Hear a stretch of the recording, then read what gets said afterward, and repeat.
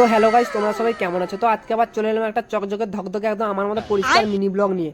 তো একটু ব্লগের শুরুতেই আমি একটু হালকা করে সাজুগুজু করে নিয়েছিলাম, কারণ আমার ছাগল বন্ধুগুলো সে নাকি আজকে আমার একটা নতুন জায়গায় ঘোরাতে নিয়ে যাবে। তো বন্ধুরা, এটাই হলো আমাদের 3 কোটি টাকার মেস, যেখানে আমরা ভাড়া থাকি আর কি।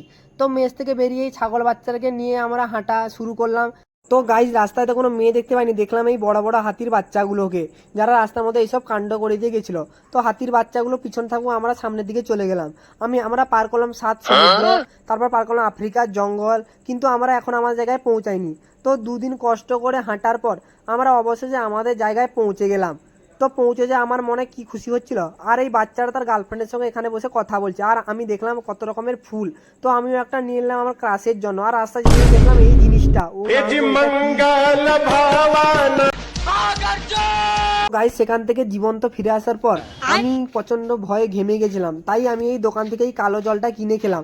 আমি ততক্ষণ এই কালো জলটা খাই, ততক্ষণ তোমরা চ্যানেলটা সাবস্ক্রাইব করে দাও আর ভালো লাগলে লাইক দিয়ে দাও।